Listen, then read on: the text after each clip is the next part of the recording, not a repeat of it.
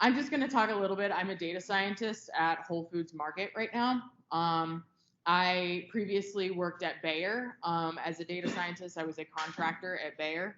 And before that, I was at Washington University. So I started off as a statistical data analyst. I know there's a lot of people who come to my class that are data analysts that are trying to move into the data science field. So I'll talk a little bit about that. But just a little bit more about me. I have a BA in political science and psychology, which is not what you would think for a data scientist. So I have that BA, and then I went in to get my master's in public health at Washington University. And that's where I got my statistical training. There, my specialization was in health policy analysis, which is a lot of econometrics. So when you're trying to control for thousands of variables, there are certain things that statistical methods that you use. But when you learn those, it's the backbone for literally everything. So I got contract work, and now I work at Bayer, and now I work full time for Whole Foods on the data science team. So that's a little bit about my background. So what does a data scientist do? I'm just going to talk today, and please, if anybody has any questions, I'd rather this be a conversation than a monologue. So obviously, one of the big parts of the data science job is predictive analytics. So that, I think, is one of the most interesting parts of it. So you have machine learning, but you can also do predictive analytics with other methods. So linear methods like linear regression, logistic regression. I'll talk a little bit on the trajectory that you would want to learn things. But that's probably one of your starting points is that. So if you're going to start building predictive models, you want to start with linear and logistic regression. So those are statistical models that you use to predict things. So the basic function, the reason you would want to do that is if something's going to go wrong, you want to know that ahead of time. If you're going to need more resources for a certain thing, you want to know that ahead of time. Or if you're going to have extra, you want to know that as well. So then you can move things around before we run into problems and then save money. So that is one thing that I do. Big data analytics is a big one that I'm trying to improve on right now quite a bit. So the real basic is every data scientist almost uses SQL. So big data pools. At Whole Foods, we have over 1 million transactions a day. And we generally look at transaction data at 52 weeks at a time. So you do the math. It's a lot of data. So when you pull that information and aggregate it and pull it out of our database, you use SQL in order to do that. So that's, if you look at data science job descriptions, that is definitely one on the list. For the predictive analytics side, it's usually R or Python. If you want a job in data science, you're going to want to know one or the other. There's really no way around it. And job descriptions sometimes will say both. Sometimes will say you can have either or. So usually when you know one, that's enough. I do teach an R programming class. That's my wheelhouse. I'm learning Python now. But on my website, I have a lot of information. I teach it here. It's going through, I have 2 tracks, an intro that we just started 1 week ago, and then I have an intermediate track that I wouldn't recommend to beginners, but it starts to get more into the real data science work. And we'll get into machine learning and some big data parallel processing a little bit later. But I'm also teaching a basic statistics class as well, because that's my biggest word of advice to you guys. Start small, because I was talking to someone who was trying to get into the data science field, was taking a data analytics course, and they started on support vector machines. That was their first model. Now, you probably don't know what that is, and if you do, you'll have the same thought that I had. You start at the bottom. You don't start with a Ferrari. And that's what and I blew my mind that a program would do that. So the way I designed my course is to start with the really basic stats, because that's your biggest problem if you don't have the basics to then build on as you go through and learn things for data science. So learn the basic statistics, move on to that and do statistical models, and then move up from that to machine learning, maybe time series analysis, experimental analysis. So that is, I'll go over more about the trajectory and the recommendations I give for you guys. Aside from big data analytics, so that's going to include Spark, Hadoop. I'm learning those right now for my job because we use them quite frequently. Usually those are run on an AWS or Google Cloud or IBM Cloud, Microsoft. So that's usually, they'll run them on the cloud. The cloud is an internet service that you can have a certain amount of processing power, and then it will run things a lot quicker in parallel, you would say. So it'll run several things at once, so it happens quicker, because machine learning models take a while. So that's why those go 2 and 2 together. The other thing that I do a lot of is optimization. So optimization is trying to see where we have too many resources, trying to see where we have too much, and then trying to level the playing field, basically, so that the right amount of resources are going to the right places. Or say you're selling too much of a certain product and you have on the shelves, you have too much of X product. It's not selling, you're throwing it out. You need to go back and see, okay, how much do I actually need of this product? So one of the projects that I worked on, which was a combination of predictive analytics and optimization. So I did a seed production model. That's about all I can say about it. One of the things about data science is you can't talk about the details of your work, so I apologize. But I did a seed production model. There is a factor. So you have to have a certain amount of resources go in, and they were doing blanket resources across products. So we then went through, tried to figure out which products were getting too many resources, which products were getting too little, and then moving the ones that were getting too much to the bottom where they weren't getting enough, and we were bettering the process, less things were failing. And that is one of the projects that I did, which explains optimization, removing resources where we need them, as well as we use the predictive analytics model in order to do that. So that gives you an idea of what a real project would look like and when you're working in the data science field. So another thing that I did very often, and you probably would do in one way or the other, is experimental analysis. So you probably are thinking, oh, clinical trials in healthcare, or there's a lot of different experimental analyses that companies do. It can be in healthcare, comparing 2 groups or 2 products.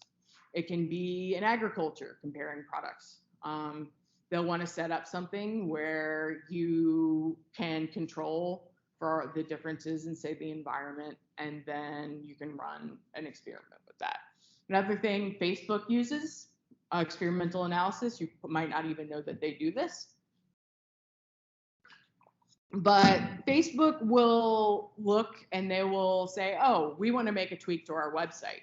So they'll randomly select one of all of us or half of all of us to go to one website. And then they'll randomly select the people to go to the old one. And you probably don't even know that's happening in the background. And then they see how many times you click on things. So did this new structure of the website create more clicks, or did it detract from that? If it created significantly more clicks, then they're going to change the website. And that's how they actually develop changes to Facebook or other websites like that. That's called A/B testing. So it's a different type of experimental analysis, but it is just that.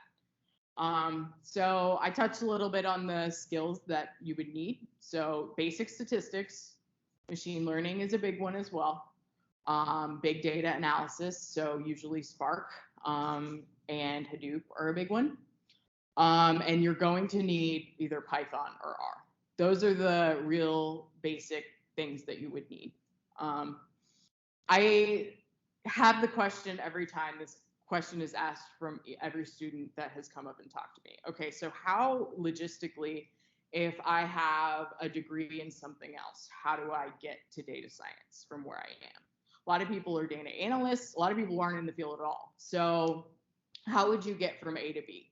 So I think I'm pretty qualified to talk about this because I am not from the data science field. I don't have a master's in data science.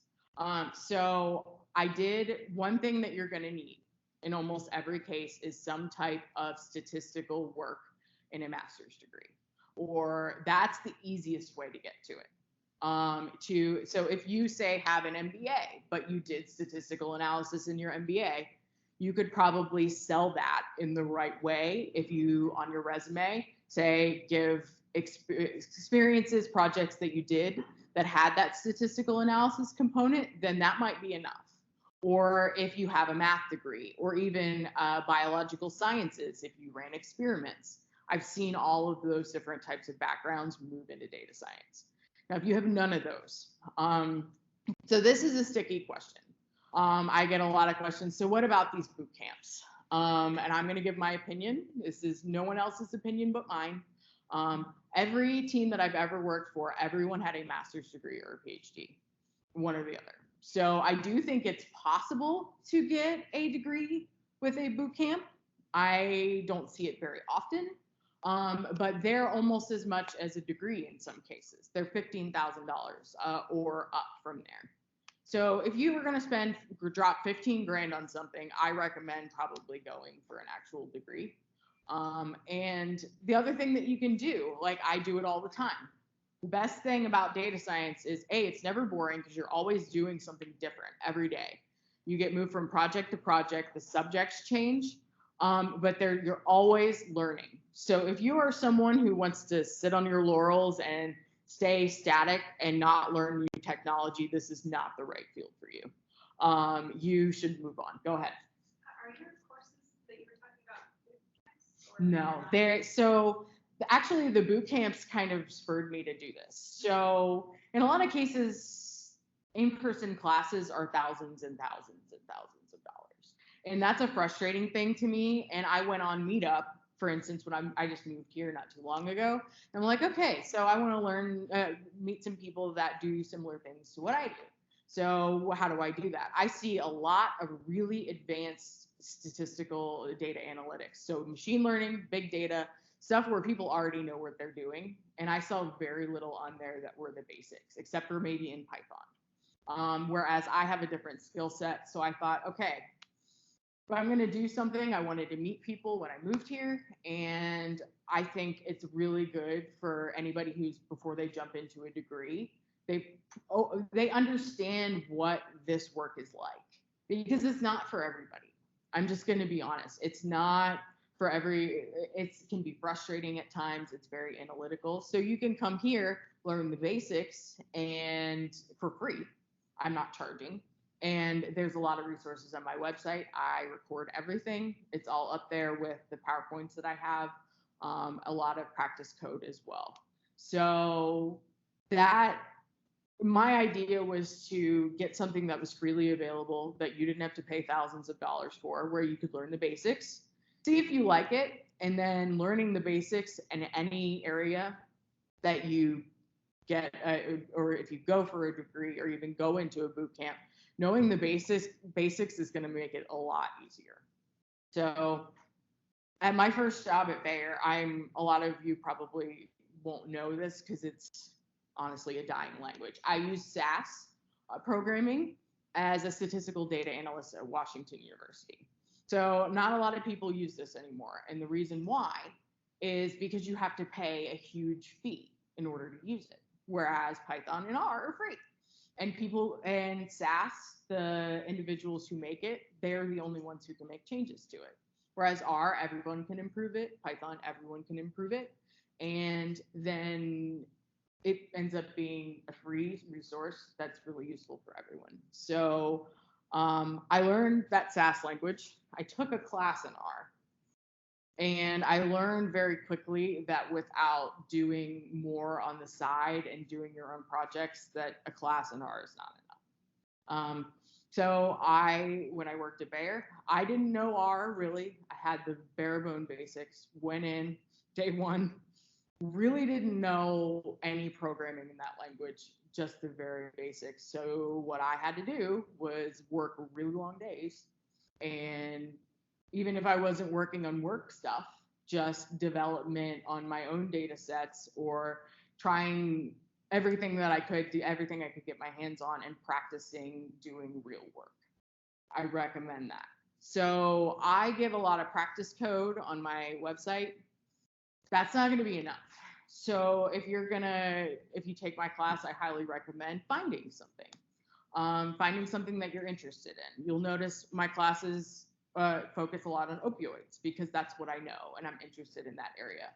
So other data sets that you could look at, there's a lot of environmental data sets that are available. There are a lot of demographic data sets. Healthcare is a huge one that's freely available. And if you have any questions about that, I know pretty much everything healthcare related that's there. Please come ask me a question. Go ahead. How do you feel about it's Kaggle, right? The data source Kaggle. Yeah, so that's a great opportunity. So you'll see periodically at the bottom of job descriptions, if you have Kaggle results, we want to see them. So we at Bayer, we use Data Robot. It's a thing that runs like 30 machine learning models at one time on a CSV, and it's like in 5 minutes. It's really cool. So we used that, and the guy came in and he said, well, we went to Kaggle, and Kaggle is a website where they give a certain data set and you have to predict something, and the person who does it fastest and with most accuracy, they get moved up in rankings. So there's this ranking system, and Data Robot went in, found the top people on Kaggle, and then poached them from their companies. They told us this. So they went and found the highest individuals and then hired them and recruited that way. So that is you learn how to do stuff quickly with real data, and it's free, and then employers actually care. So that's a great resource. Go ahead. So if you were to get on that, which I've not been on it yet, but I just got it recently, and you weren't as good to start out with, are you just way down there and everybody can see how bad you are? Well, I actually don't know the answer to that because I had the same exact thought. I'm like, okay, so if I get on there, and I don't know how I would do, but I imagine just like everything else, you improve with time, but the best people that do the best at this work are on there. So you have to keep that in mind. You might have to get onto a leaderboard, so you might have to meet a certain metric to get onto a leaderboard somewhere to be considered. And so if it's more like GitHub where people comment and leave that, people learn a lot. Yes. So even if you're not at the top of the leaderboard, it's a great learning opportunity. So that's the great thing about this is there's a lot of resources for you to go out and learn things on your own. I do it every day. So think of an idea and try it. That's what I think that you should do. Go ahead. Where do you find some of the data sets, resources online? Everywhere. So I used to work in health policy. So I know a lot about the health data. I know a lot about the census. You would use that for pretty much anything you're doing, like as a side project, because it has all the demographic data at a county level, depending on what year you need, even farther, like census block, which is a lot smaller than the county level. They have state level, they have everything. So that's a great resource. I recommend going to the CDC if you're interested in healthcare. The EPA has some great environmental data sets. Another thing that I noticed, and I was actually discussing with one of my coworkers, is that Austin has this huge data repository of free stuff. And he was saying, yeah, so I'm interested in kind of figuring out, I brought an opioid data set as an example for a learning opportunity we do at work. And it has every public admission to a substance abuse program in the entire country in one data set, an individual level data set. So I brought that because it has 2 million observations a year, and I wanted to show how to do something with big data. So my coworker came to me and he's like, oh yeah, so it has an indicator for homeless versus non-homeless. Yeah, we could look at Austin data at the homeless versus non-homeless individual, like merge some stuff in, and maybe we could actually solve some problems here. And that's just a lot of people in my field do things like that because they're interested in it. I know a lot about different data sets. Kaggle is also a great place to go because people upload the data or cite it so you can see what's available. I use me as a resource. I can, if you say, hey, I'm interested in X, what's there? So I've worked with economics data. I've worked with USDA, which is Department of Agriculture data. I've used a lot of the things that are freely available. A student told me there's like oceanic data out there as well. So like, yeah. Yeah, so I had another student come to me, he's like, yeah, there's so much on oceanic, like environmental, and I'm like, well, that's cool. So I recommend just Googling it, saying public, X data set, whatever subject you're interested in, free, or like open data is another word. So that would be a really good way to do it. Go ahead. Can you comment about because I know some of the data analysis is on cloud. Yes. So when you're doing this kind of training or study, do you calculate all the yeah. So that's a tough one because I do a lot of personal work on my own, and AWS and other cloud services are a very highly sought after skill. There's actually, so people ask me about certifications, are they worth it? Mostly no, but Amazon certifications are going to be worth something. So that's probably the only one that I would recommend actually doing in the data science field. Yeah, so I actually researched this recently. Two of the highest paid certifications in the country are Google Cloud Practitioner and AWS Solutions Developer. Yeah, they're the only ones that have any backing, but actually, so there is, if you want to go towards the software engineering side, Oracle has like a Java, but that isn't necessary for data science. It would be if you're interested in more of the data engineering side. The top 5 are Cloud and yes. Amazon Cloud and PMP. Yeah. So. I'm just reading about IBM too. IBM built like a deficit for, there were 151K unclaimed data analysis jobs on LinkedIn last year, and IBM was doing certifications until. Yeah, IBM is different. Yeah. Yeah, so I work basically Amazon. Whole Foods is an Amazon subsidiary, so Amazon owns Whole Foods. So I work for Whole Foods. They, on our goals, they say we want you to go out and get a cloud practitioner certification. So they've instructed us to have that in our goals as an employee there. So what's the difference? That's a certification showing that you know how to use it. So the issue is cloud space. There are free tiers for all of the cloud environments, but they are very limited. Okay, so to get something to work on the cloud, you have to store data somewhere. If you store data, you have a cap on the number of gigabytes, and then if you go over, you have to pay. If you use too much processing power, you have to pay. So a lot of, like, Google Cloud actually has one of the best free tiers. I've looked into it a lot for my own work. You can use $300 in credits for free before you have to start paying.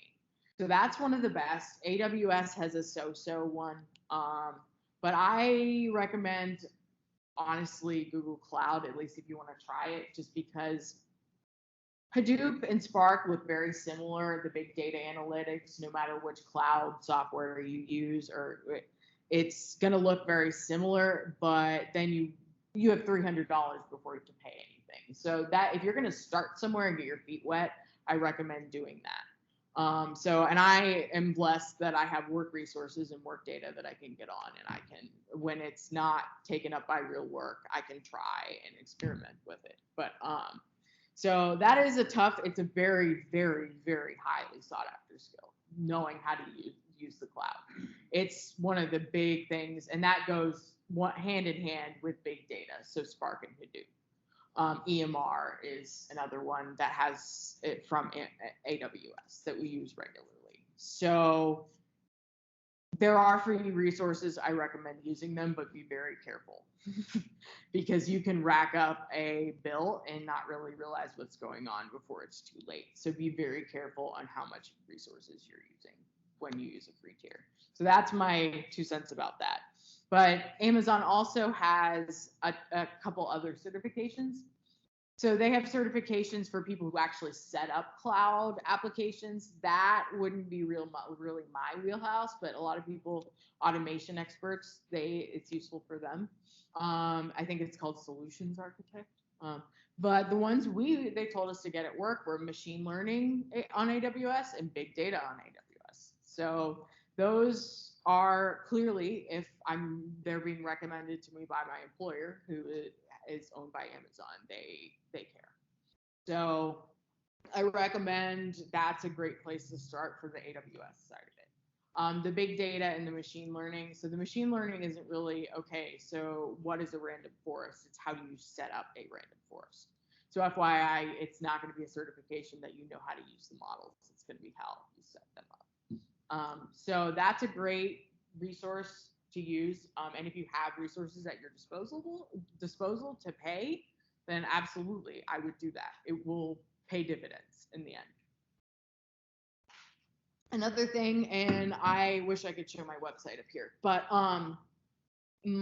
this is not working. So I'm just in general with this class, I'm building a website. So if anyone is wondering about my background and wants to see, oh, can I talk to a group of people and not be scared, or can I make statistics make sense to people who do not have this background? Can she do that? Well, there are 20 videos online showing that I can. I am also creating an R-Shiny app, which R-Shiny is through R programming. You basically put some data on it, and there are drop-down menus. Say you have a graph, and there will be a drop-down menu to showing, like say you wanted to take from the entire country to the southern region. If you click the southern region, it changes your entire graph. You can actually even run machine learning models in the back end on R-Shiny.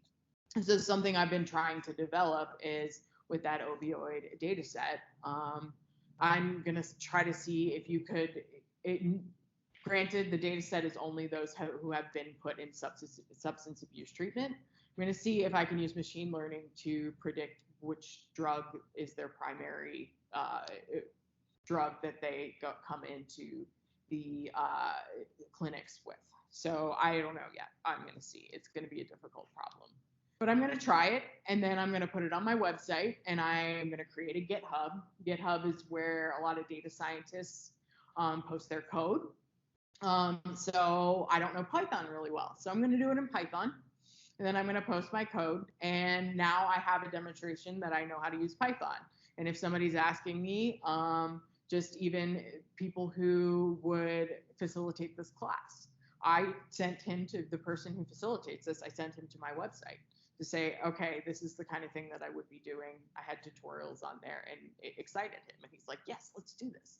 So just even for volunteer opportunities, it's a great thing. And then if you go look for employment opportunities, then you could say, go to my GitHub.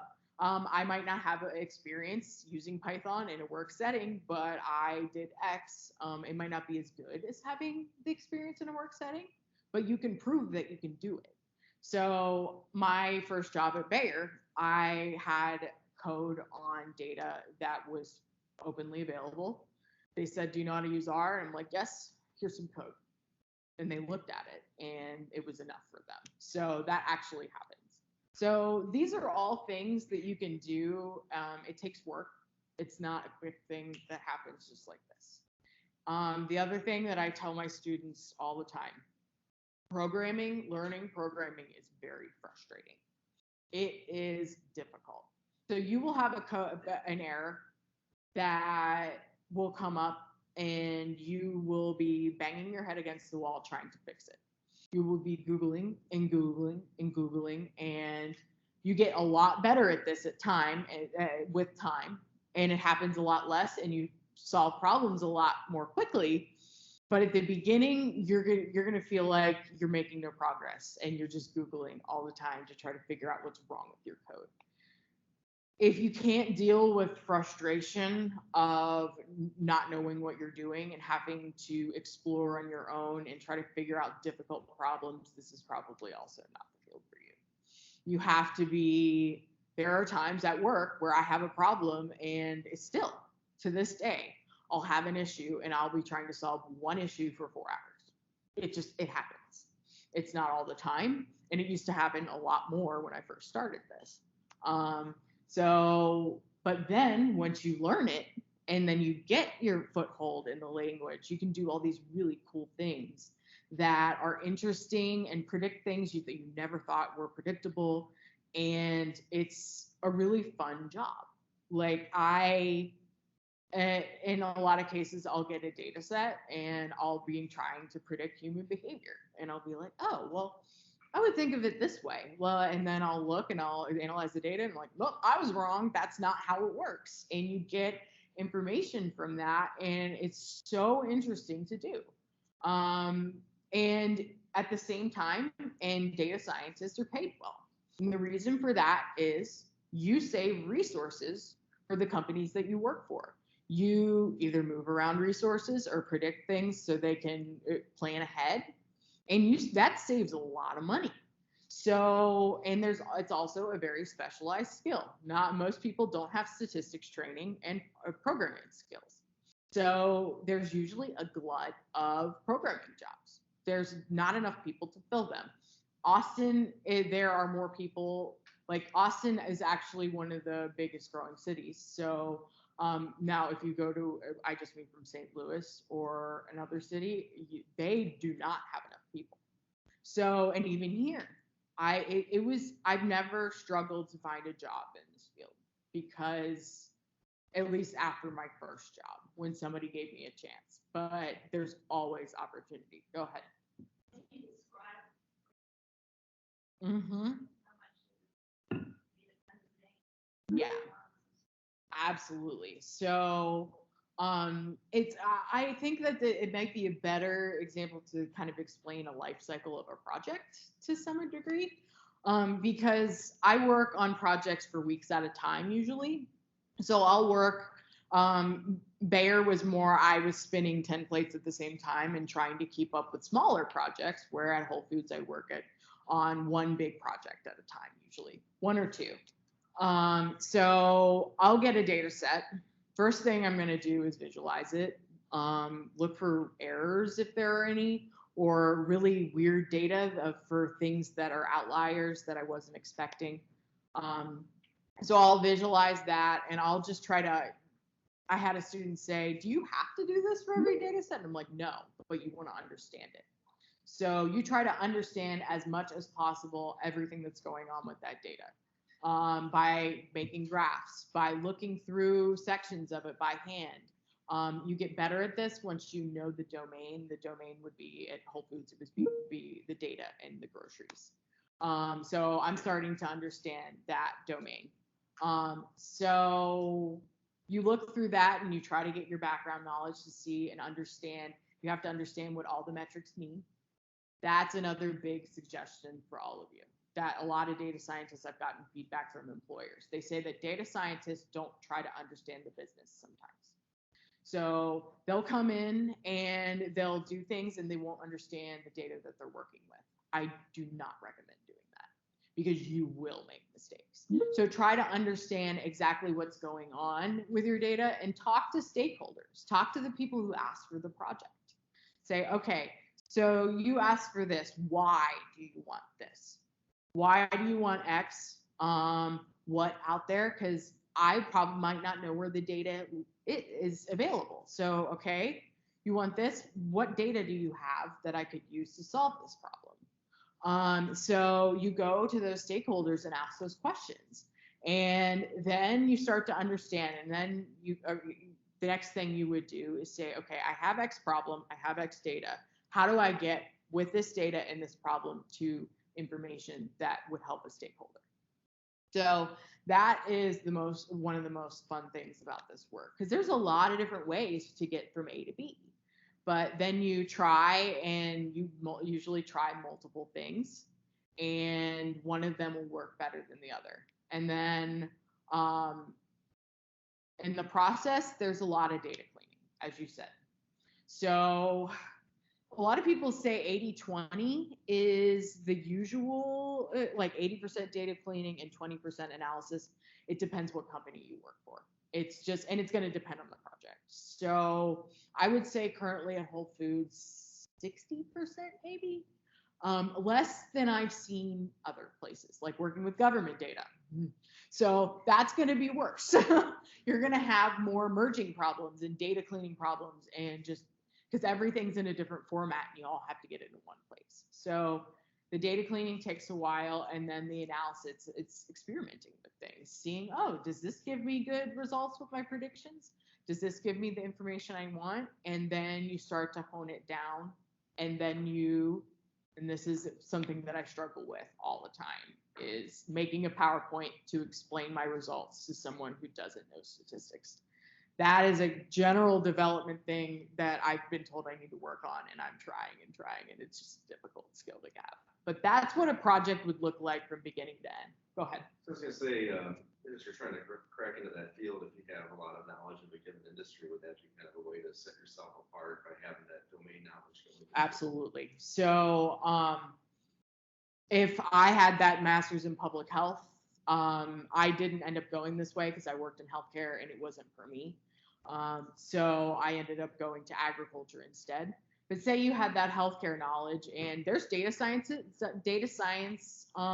jobs in healthcare. One that when I was looking for this whole foods job, a recruiter asked me, okay, St. Louis University, a hospital in St. Louis, they want to hire data scientists in order to make models and try to predict infections and health outcomes before they happen, so they can try to improve before somebody gets sick. So, okay, I have an MPH, I can go do data science work. Maybe healthcare is not for you, but now you have experience in data science that you can move. That's one thing about data science. Okay, I worked in healthcare, I worked in agriculture, now I'm working in grocery. You can switch from one domain to another very easily and get a lot of different knowledge, and that's looked at as a really good thing. Not, oh, I have 5 jobs in healthcare. It's often a good thing to have variety in your career. Go ahead. So what's the difference between business intelligence and data analysis? So I have a lot of data analysts that come to my class, and they want to actually crack it into the data science field. Now, business intelligence, data analysis, and data analytics in general, I would say it's more data cleaning, and a lot more basic statistics and traditional models. So when you take any statistics course, you're going to learn ANOVAs, you're going to learn linear regression, you're going to learn logistic regression. So it would be running those more simple models on different data sets, trying to glean business knowledge from them. But some of the data analysts at Whole Foods don't know how to program. So they work a lot more with Excel, with Tableau in a lot of cases, to try to get that information outside of like a programming language. So that is something that's more what data analysis is. And I wasn't a huge fan of that. I like the complex statistical models because they're like a puzzle. It's very interesting to me, and I can actually read a machine learning book. Like, I told a friend of mine that, I'm going to read about statistical modeling tonight. And he goes, ew. And I'm like, no, I actually enjoy it. It's fun to me, and I am interested in it. And I look at this and I'm like, this is a really interesting thing to learn. I didn't think about looking at that problem that way. So those complex statistical models that you do predictions with and optimization with, the more complex modeling components, that's data science. So that's the difference and a lot of people would answer that question a lot differently than I would. But I've done data analytics and I've done data science, and that's the difference that I see. And data scientists do some of that as well. But for the most part, it's going to be complex modeling. So that is what I would say the difference to me is in business intelligence is more on the data analysis side, and more visualization as well. They often use, another thing that we use at work that the analysts use that we tend to not use is Alteryx. So it does filters, joins, select statements. It does all of that, but you could do that with programming and it would run a lot quicker, but you don't have to learn how to program to use it. So more of those tools are going to be used in data analysis than data science, where they expect you to know a programming language for data science. So one other thing that I would say, so I know R, and I know it very well. So I'm learning Python, and it's a lot easier to learn after I already know R. So now that I know R and I've used it a lot, I'm like, okay, so I know I need to take 3 steps to get to my problem.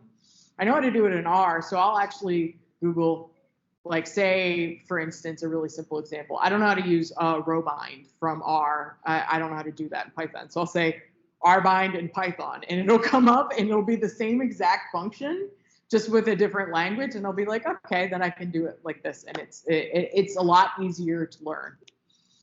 The other thing that I had a lot of trouble with, and I thought you were born with the logical skills, like logic skills to get from point A to point B in the 20 steps in between. That is not true. So when I started my job, I was horrible at logic and taking different steps to get to a complex problem. And the more you do that, the better you get at it. I mean, honestly. So part of the study at UT that showed yes, related logic knowledge when we started and graduation rates. Yes, and when I go back and look at my old code, my mind, like, I can't believe I wrote this. It's like, it's horrible sometimes, but then it's great because you can see how far you've come. And now, and a great thing that a lot of companies do is code review.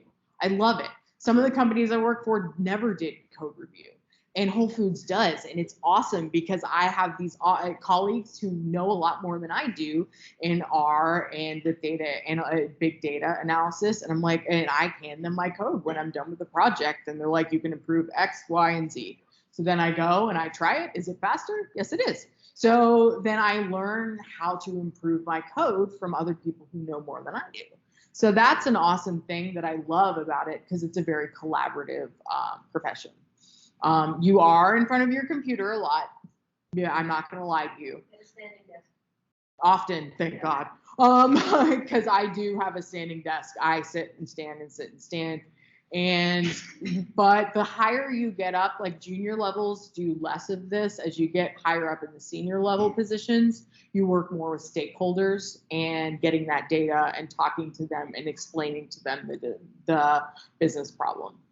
I did a lot more of that at Bayer than I do at Whole Foods. It depends on the company and it depends on where you are in the hierarchy. So I worked with farmers all the time. I worked with people who worked out in the field, or say individuals who worked in South America. I would do work for them as well, and we would just use something like Microsoft Teams or Skype to talk and collaborate, and I would do projects for them. So you also learn a lot of different perspectives that way. I feel like I'm constantly learning at my job. The one thing I cannot handle at a job is being bored. That's why I do this, because I'm not bored and I'm constantly learning, and I'm not just at a stagnant level, and I'm not gaining any more knowledge. So that's, if you ask me why I do what I do, that's reason 1 or 2. That I'm constantly learning, and that makes it never boring. Reason number 1 probably would be the programming and the statistics are really interesting. They're like a puzzle that I need to solve. It's difficult, and I actually love the difficult work because you learn the most from it, and you get to try a lot of things. You get to throw things against the wall, see if it sticks, and that's fun for me. So that's what I really enjoy about my profession. Some people hate that, but then they probably wouldn't be interested in this job. And I did my class, I had a drop off of attendance. I'm just going to be honest, because I got to some of the more complex skills and people probably realized this is not for me. It's not for everyone, and that's why it pays well, because a lot of people don't want to do this work. So nobody will say how well. Nobody will say how well does it pay. Is it worth it? Okay, I'll answer that question. Oh. I mean, to Every some interview extent. I get asked, what range are you looking for? Okay, So, and it's gonna vary. So when you start, my salary was a lot lower. I'm not gonna tell you a number, but so I had to prove myself. So it was at a lower. I've looked up the data in Austin, so I'm gonna pull this from what I see on a website instead of. So the entry levels, I would say on average, because it depends, are probably I'd say 80,000 to 100,000. And entry level is going to be a little bit below that. If you're a senior level, it pretty solidly, that's about 5 years of experience, 6 years of experience. If you look at the online at like Glassdoor, and it's about 130,000. And then it goes up from there, of course. But so you're probably, as an entry level, again, it depends how much experience you have. If you're coming from data analyst job, you're probably not going to make as much, just to be honest. I didn't, because I had to prove myself that I could do the work. So it's going to be lower than that range that I just gave you. But if you Google it, that's what you're going to see. The average across all data science in Austin I saw was 115,000, I believe. So that's everybody. That's the lowest of the low and the highest of the high aggregated together. So that's the middle. I got an example. The data gig that I applied to and we started at 40,000. And that was the data piece. So you can do too much data analysis, your job would be. Well, that's good, you know. Yeah, I mean, not even that. It's not even doing that. You are literally just reading somebody else's. I have a regular science degree, so nobody's going to pay me 40K. No. I'm just gonna See, say that's you're what I'm overqualified. saying. They're gonna Yes, say you're it depends. overqualified. It depends what your background is. I had an MPH and I wanted to get into data science. It's not gonna be computer science, and you would make more than I did moving into it. It's just how it is. So it depends on how much experience you have in the job. It's like crunching data. So yeah, some people just love it. I love it. It's fun, and I do like. And any role that I ever do in the future, I want to be able to work with stakeholders, and I am getting more and more of that as they're starting to trust me at Whole Foods. So that's something that I want I don't want to be always at my desk doing work. It is a lot of that, but I want to be collaborating with people. That you always see. Every place I've ever worked at, there's a lot of collaboration. But there's also working with those stakeholders and trying to learn about their data, because they know it. If they're in merchandising, they know merchandising data better than the data science team probably does. So you have to talk to them and understand that. So I'm going to open up to any more questions. And then if not, I can just talk a little bit more about whatever. Go ahead. So Kelsey, can you talk about how data science relates to sports fields, and then careers in data science in sports, either professional, university level?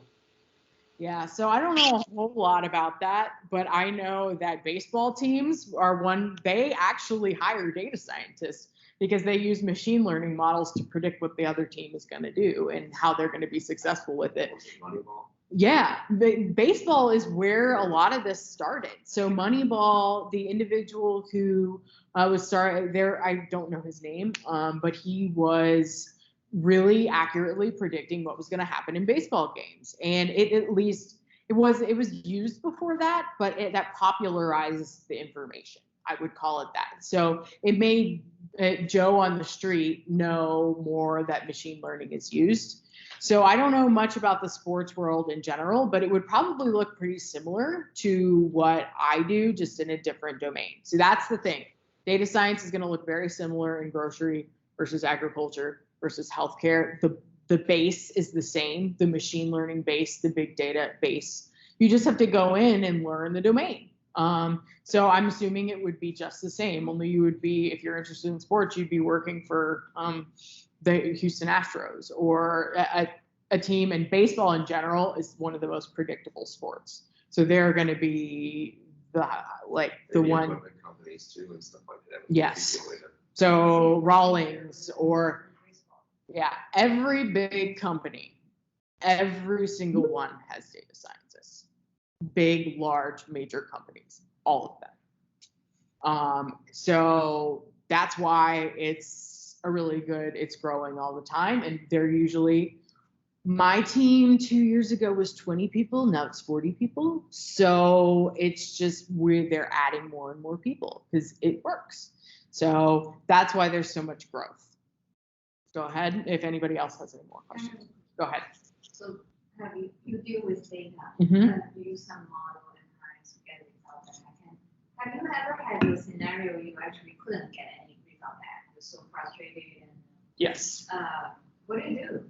So I'm not going to I can't tell any details about the particular situation because it's proprietary, but I had multiple sources and they all said something different. And then I tried to merge them together to get as much information, and I ranked them. Like, this one should probably be the most correct. And then this one might be the second most correct. And then I went down and I tried to use that hierarchy. And I still ended up dropping 80% of my data from the analysis because it wouldn't merge together. So at that point, you have to be honest with an employer. To be honest, you have to go and say, okay, I have this result. It only includes 20% of my data. So I'm not confident that this actually represents the problem we're trying to solve. And 90% of the time, my employer would say, okay, so thank you for that information. I will go back to a stakeholder and say that we're having these problems. Hey, do you know how to solve them? Are we missing something? And if we try everything, nothing works, they'll just tell them that. It's like, we can't solve this problem. It's with the current resources that we have, we cannot answer this question. It's not. So then the next step would be like, can we hit this in another direction? So I've had projects that way. So we try to solve it the way that the first stakeholder wanted it, and it didn't work. It didn't give us the information we wanted. So then we made a presentation and we said, okay, we think that this method would actually give us better information. Okay, let's try that. And then we'll go with a presentation saying we would need this data. We would run it this way. This is the information it would give you. Let's do this instead. And then a senior level would get buy-in on that data from higher up. And then it would come down to me and we would try it a different way if it was approved by people who thought it was a priority or not. So it definitely happens. It happens quite frequently, but that's how it would be solved usually. Are there any other questions? We have 1 or 2 more minutes. Can you talk about how data science relates to elections and the use of predictive analytics around certain, I don't know, like maps, specifically geographies, vis-a-vis 538? Yes, I will answer as much of that as I can in 1 or 2 minutes. But so our last presidential election, as if any of you pay attention to it, the pollsters got it really wrong. So they thought that Hillary Clinton was going to win and Trump won. So one of the big problems that created this is selection bias. So the people that they were polling, they usually poll with cell phones. And they had the numbers just of richer individuals who had those cell phones. Not everybody has a cell phone. Some people have landlines. Older people have landlines. They don't have cell phones sometimes.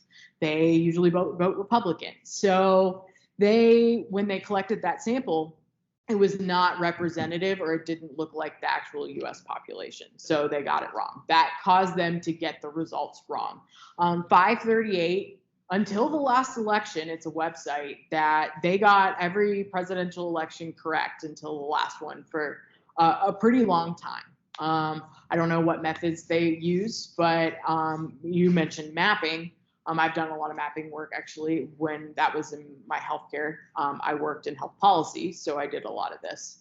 But you'll map at usually at a congressional district level information related to polling.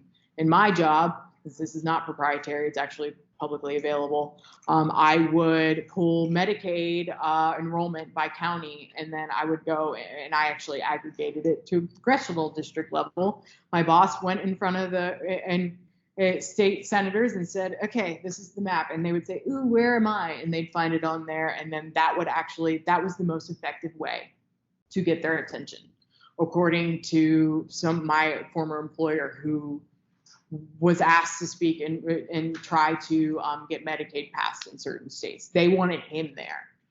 He said the most useful in politics is mapping because they only care about their district. They want to know how it's going to affect them. And they can find themselves on that map, pinpoint it, and find that information. In polling, you would definitely do mapping, try to see at a congressional district level, how does it look? Where are the conservative? Where are the Republicans? And then like anything else, you're going to have to look, make sure your results make sense. And if they don't, you need to go back to the drawing board. I think to some extent in the last election, the people who were doing it were probably Hillary Clinton supporters. Whether you're wherever you are on the spectrum, it doesn't matter. I think they wanted to see what they wanted to see. And then that biased their results. And what happened? They got it wrong. And in my class, one of the classes that I've done recently shows how to try to combat that with correct statistics and how you should go through a certain process in order to get from A to B. And it tries to weed out some of that selection bias. And there are certain rules that you should follow when you do it, or you're going to be that person who says the absolute wrong thing and you're going to get called out on it because the thing that you're trying to predict is eventually going to happen and it's going to be wrong. So there are certain standards that you should do analysis by. It's on my website if you're interested. I'll put my business cards up here right after class. And like I said, my website's kelseyhunsberry.com. Looks like no one is out here in the room. So if there's any other questions, I can answer them. And then if there are none, we can stop. So you mentioned a lot about statistics and machine learning. So what is these two areas?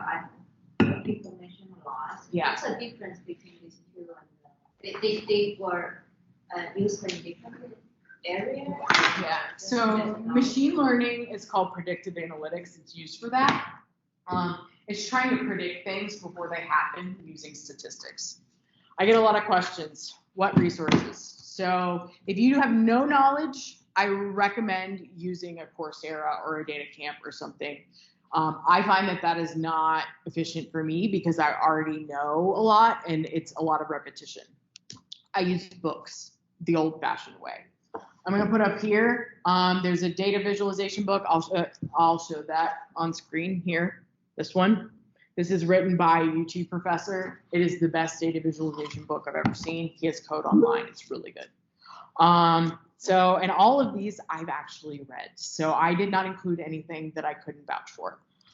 Real basic statistics. This is written in plain English. This is the low and like the t-tests and the chi-squared. And so that is low level. There's also, I believe it's called Data Analysis with R. I can post it on the Slack channel. There's a Slack channel on my website. It's a different one. No, it's Data Analysis with R programming or something. I'll post it on the Slack channel, which is on my website. It's a step up from this. It's a grad book. Statistical learning with R, is that the one? That's machine learning. This is more statistical analysis, but it shows actual math. This shows and tells in plain English in basic math. So that's how I do it. So I start off with a book that's really simple, way too simple. I get those skills, then I move on to a more complex book that will give me a better idea. The machine learning. So when I've been learning new things about machine learning, I started with this. I know R really well. And even if you don't know R, this book is great for the bare bone basics. And I'll leave these up here if you want to like take a picture. Hold it up a little bit more. Hold it up a little bit more. There you go. Okay. Video feed. And I'll show the other ones. So this was my go-to for the first one. It doesn't have enough information to do it well, but it gets your feet wet and makes you understand the basics in order to then move on to something more complex. So since we didn't see this, this was the simple plain language statistics book that doesn't have a lot of math and data visualization for people online. I can post a picture of these on the Slack channel. Now, when you get a good idea with that book, this one is a lot harder. I like this one. There's a lot of calculus in this book. There's a lot of linear algebra in this book. But even if you don't understand all of it, it is way one step way farther than that art book that I just showed. And yeah, so I don't, like I said, you don't have to understand everything it says, but you need to get an idea of what it's doing and understand what the point is. So, and it goes over the notation in here. So I recommend trying something super simple and then getting as much as you can from something like this. Even if you don't understand 30% of it, you're going to get something out of it. This one also has a lot more on the harder techniques that aren't covered in the other book. So you won't know what these are, but regularization. And then this has a lot on deep learning as well. So those are recommendations. There's a lot of other great ones, but I haven't read them myself, so I can't give recommendations on it effectively. All of these I've done a lot of work in, so I can recommend them pretty well. A lot of books are terrible and these are not. So that's what I would recommend if you want to start. And if you like the books, if you're a bare bone beginner, Coursera and Data Camp or my class, because I am really trying to kind of do it from a different perspective. I'm trying to go through and explain things in plain English and build from the very, very bottom to all the way to the top. That's what I'm trying to do. So those Coursera and Data Camp cost money. My class does not. I'm going to be doing a lot of repetition. We just started the R programming class, and the videos are already online for the first class. So go back, watch those. Come next week is statistics. Some of the other ones, half of them are webinars. So if you can't get out here or you're not in Austin, you can still do it. So there's a lot of places to start. Kaggle for data sets if you don't know where to find them. Just see what's out there. So are there any other questions? Because there's still nobody outside. Do you have a regex book you like? A regular expressions book? So there's a specific website that I go to all the time for regular expression. Regular expression is, so if you have a bunch of text data, you're pulling out patterns from that text data. So extracting parts of the strings or extracting certain values from those strings. I have a lot of experience with it because in agriculture, there's a lot of genetic code work. So I had to use that. I will, sometime in the near future, I'll post that website that has the regular expression on it. And I'm going to have a class at some point that goes over that, but I still use that website all the time. So I'll post it on the Slack channel.